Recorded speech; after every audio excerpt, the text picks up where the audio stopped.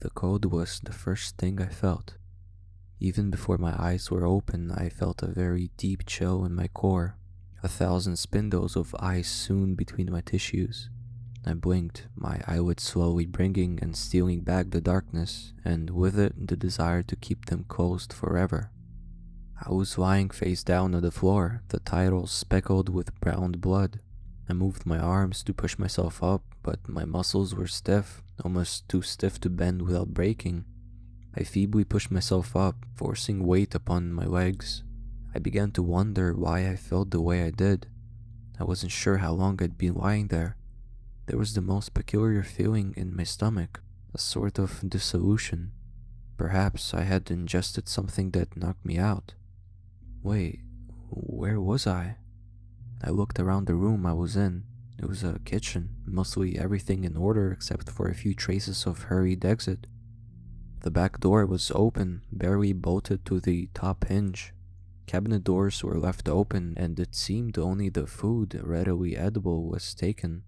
A knife set was knocked over, with a few blades missing. There was blood splattered on the floor in which I was laying. I could see a putrid stream of it running down my shirt, but after a quick search I couldn't find nor feel any wound. Each window I saw had the blinds drawn and the lights turned off, as if the house's occupants were hiding. I went into the living room, barely bending my brittle knees into an awkward walk. It was dark, but I could see the outlines of furniture well enough. There was nothing out of the ordinary, except that the front door had been barricaded with a desk. There was a bedroom towards my right, the door closed, and then a hallway near the front door. The entire house was dark and empty, except for me. Where was I? Whose house was this? And then I realized I didn't know who I was. I thought and thought and thought upon it, trying to bring up some memory of a name, a friend, an activity, my face. I didn't even have a vague image of my own face, and the feeling of facelessness was eerily disconcerting. Trying to access my convoluted memory banks, I realized I couldn't remember anything other than the cold of waking up on that kitchen floor. I slowly became more and more sure that I had been poisoned, or perhaps I had an allergic reaction.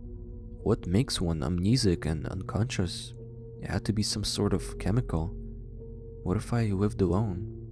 I checked for a wallet in my pocket, but found none. I tried to call out, but something was wrong with my voice, as it felt and sounded like my vocal cords were shredded. The only thing to come out was some sort of strangled noise, mixed with a phlegmatic sputter. I spat out a gob of blackish red blood caught in my throat. I couldn't taste it, but it looked disgusting on whoever owned the couch in front of me. Since no one had responded to my vocalization, I decided to leave. Going to the front door, I pulled the heavy desk aside. It was difficult, not because of the weight, but because of my limbs. My arms felt encumbered by hundreds of pounds, and the rest of my body had been struck by some sort of torpor, like it was being pulled towards a supermassive black hole in the opposite direction I tried escaping to. Trying to grip the hulking piece of furniture was difficult, as my fingers wouldn't cooperate, but the desk gave way easily, more easily than I thought it would. I'm not sure how long I spent trying to open the door. Time seemed different. I couldn't tell how long a moment was, as I was completely grounded in the present. Trying to recall waking up in the kitchen was slowly becoming more difficult.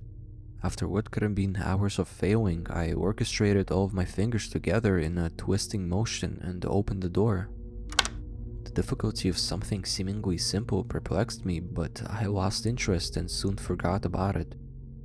I had heard of concoctions that paralyzed, but were there some that caused memory loss as well? I knew of the Haitian zombies that forgot themselves entirely and served whatever voice they heard after they resurrected, but there was no voice to command me. My experience wasn't quite as dramatic, but someone's blood was in that kitchen. Maybe I survived an assassination. I had been subdued on purpose, and I could still feel the results in my rigid muscles. But if amnesia was an intended side effect, what would someone stand to gain from it? I walked out of the door into a suburban neighborhood, trying to figure this conundrum out. The sky was overcast and gray, a constant threat of some sort of foulness to rain from the heavens. The wind was strong, blowing various trash and debris down the street. I could see black smoke on the horizon, rising up with the dark clouds. Step by step, I moved the desiccated feeling body I was in down the driveway. I didn't see a single person, just the signs of a exodus.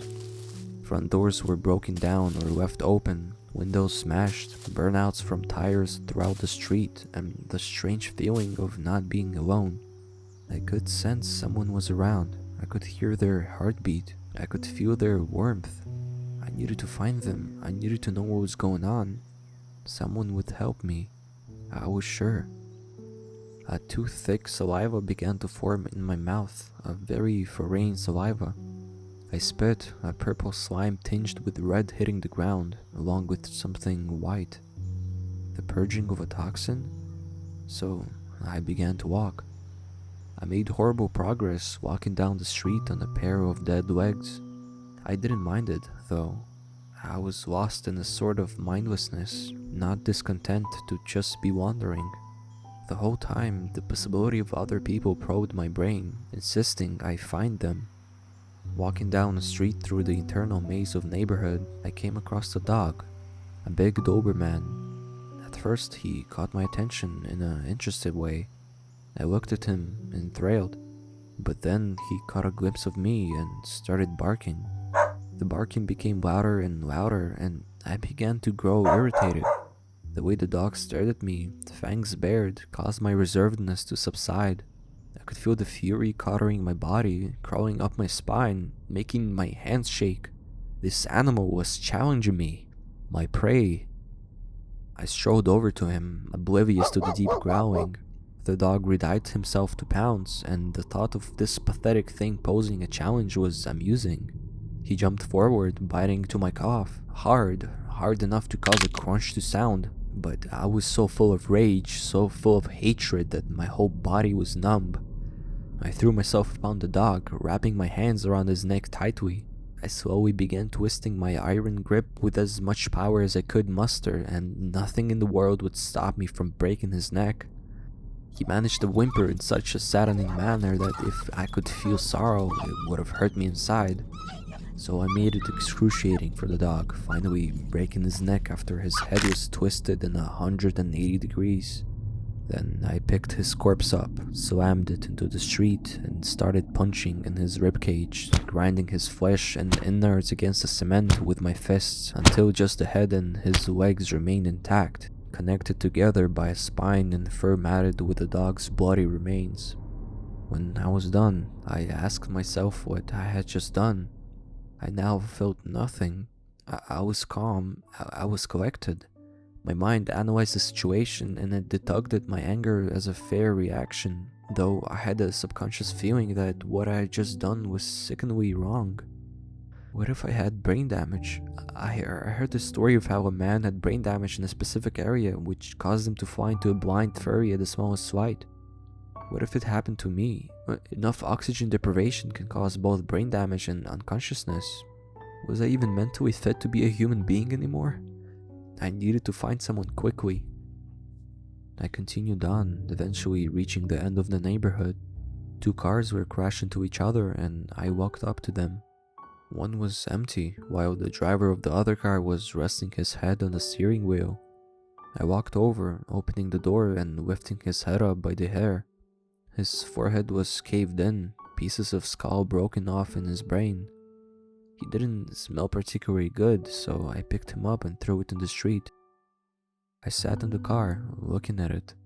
I was sure I'd driven cars many times before, but as I sat in that seat, I couldn't figure out what I was supposed to do. I grabbed the wheel, turned it, nothing happened.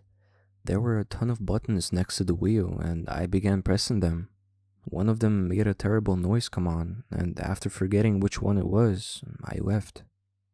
I was on the main street. There were cars parked in the lots out front of derelict shopping centers. The occasional sign of violence streaked upon the pavement or wall in a bloody fashion. The lights of miscellaneous shops were still on, though I could see no one inside. Automated traffic lights were through their cycles, unaware that they did nothing to serve the people who weren't there. The place was a ghost town, void of anything that might be alive. I was in front of a grocery store, the entrance destroyed by a flipped car. The person I saw appeared to be a man. He limped, and it seemed like every time he put weight on his right leg, it would almost snap out underneath him. He was making his way into the apartment complex from the other side of the street. I tried yelling out to him, but all I could make was a groan. He continued on to the complex grounds, and I decided to follow him. When I passed the surrounding fence, however, I saw a group of people running up the flight of stairs into an apartment. One of them was holding a gun towards the man trying to follow, who seemed to beseech something of them by holding his arms out. From the look of it, he needed medical aid. And then they shot him. I immediately took cover behind the fence, peeking around the corner. The last person to go in was a woman who made the strangest feeling rise in my chest. I took a look at her as she stared at the corpse of the man her friend has just shot. She couldn't see me, however, and went inside. There was something peculiar about her. She contorted my clapped lips into a goofy semi-grin. I had a feeling like I knew her, like I needed to know her again. Perhaps she could help me sort this whole mess out. Maybe I could find out who I once was. But I wasn't going to be able to approach them if they were just shooting random people. I made my way towards the grocery store. My muscles began to grow flexible and I could move a bit smoothly now, though the calf the dog had bitten wasn't as strong as my uninjured one. I began to hope that whatever chemical was in my system was starting to wear off and that there might not be permanent effects after all. I walked through the parking lot. The place was abandoned, though it didn't seem voluntarily. Some of the car doors were open, some were painted red. One trunk was open, half filled with groceries and a carton of eggs smashed upon the concrete next to it. Dozens of carts were left astray. The car that had rolled over had smashed the glass doors leading to the grocery store. It appeared the car was resting upon a few people, their blood and organs forced out of their bodies all over the cement. The wind blew, and it was cold. I got to the dumpster behind the store and opened it up. I grabbed a piece of cardboard, and underneath was a small child, face gnawed until it was unrecognizable. I could see the bone of the nose, though the cartilage was gone. There was an ear spat out next to his head. The lips were eaten in a particularly vicious way, exposing smashed-in teeth and purple gums. The eyes had been slurped out, leaving this 8-year-old child staring into the sky with a lifeless gaze. The skull was smashed in and the brain was served at 98.6 degrees Fahrenheit. The body had pieces picked off of it in varying degrees, in some places to the muscle and others to the bone. This was the work of something wild, something extremely voracious. The child was small enough to be an easy meal for a pack of starving dogs. There was even a news report about cases like this a few months ago, wasn't there? Or did it seem like something that would have been on the news? Regardless, I reached my hand into the empty stomach, digging up past the remains in search of wet blood. After getting some, I wrote, "I am not an enemy, don't attack," on the cardboard. The body gave off a foul stench, and it wasn't the sight so much as it was the scent that deterred me. It wasn't decomposition, but there was something definitely wrong with the corpse. So I left, utterly forgetting the small child. I arrived back at the opening of the apartment complex. The door the group had entered was shut tight. I waited, not sure how long it was, but completely content with passing the time doing nothing. Then I thought it would be better to see them coming before they could see me. So I took my sign and went to the cemetery across the street from the apartments, where I would be able to properly observe them. Night came. Everything was quiet. Not a single car passed. No one walked along the sidewalk. There wasn't a single person out picking up fast food, visiting the grocery store, or renting a movie. Orange glows on the horizon kept me company. Anything that a human being might once do was never to be done again. I lay there, silently watching, alone in a yard full of corpses. I had the same sensation I had in the neighborhood I woke up in, that there were people around. I knew I could feel the ones in that apartment, so I waited for them. The only uncomfortable part was the cold. I couldn't get warm at all. I wished my body would metabolize whatever was in me. I just wanted to feel alright again.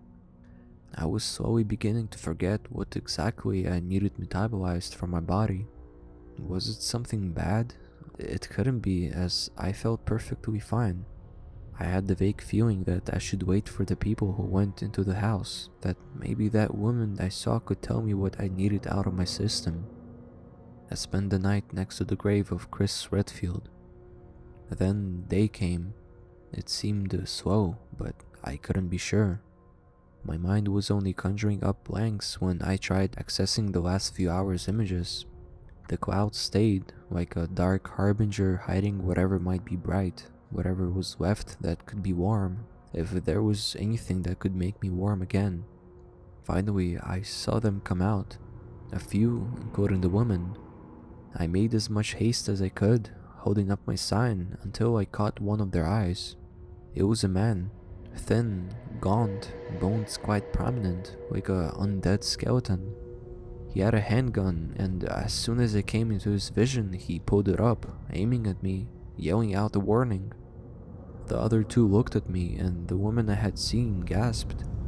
I got a better look at her. She was beautiful, even angelic. Blonde hair of a very light color. Green eyes, the color I imagined Mother Nature herself might have. I could see an aura around her of a bright white. I saw it shoot towards me, and I was instantly soothed. My leg felt alright, my spirit was healed, my being rejuvenated. I loved her, and I'm sure I loved her even more back before, when I knew who I was. She looked at me, mouth agape, expression stunned. The skeleton covered in flesh took a step forward, but she stood in front of him. I held my sign out, and she read it. I could see a tear run down her face. They muttered a conversation to each other, but the man let me continue on. "No, how can you trust him?" The man yelled as the woman I loved started walking towards me. "We're going back, right now, with or without you." And the other two started running back up the stairs. They meant nothing to me, however, so I didn't care. I dropped the sign. This woman, a complete stranger to me, yet so familiar, I felt that if I lost her now, I would lose my entire life. She came closer and stopped. "Is that you?" she whispered. "Yes." I managed to articulate with difficulty. For this woman I could remember nothing about, this woman that I loved. I would do anything. She walked up to me. I extended my arms to embrace her, and when she fell into them, I ripped her fucking throat out, the flesh in my mouth 1 second and then swallowed in the next.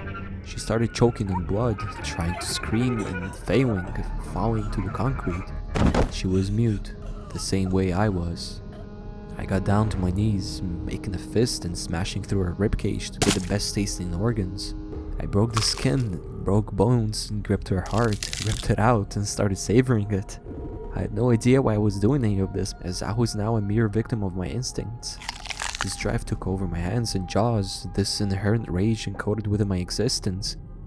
I now knew the purpose of my existence. The only thing I loved right now was the way her flesh tasted, the first thing I had been able to taste in so long. It had the perfect texture, the right amount of chewiness, and the blood was a perfect complement. I felt an amazing high I had never known as I consumed her carcass. I felt a tooth get stuck in a particularly calloused piece of hand, but swallowed it anyway. I would regret this later, if I could still regret. If I could still regret, I might regret that after I had my fill, this woman would get up, only to suffer the same bewilderment and estrangement from reality as I had. I might regret that I was purposely going to let her reanimate so she could infect others. I might regret the deaths of the others she would eat. I might regret letting the corpses of children be thrown into dumpsters after her victims did their part to spread this disease. If I could still regret, if I even cared to regret.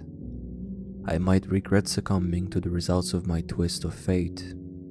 I am now the plague bearer. I am now the one I used to despise in horror movies. I am the downfall of my former race.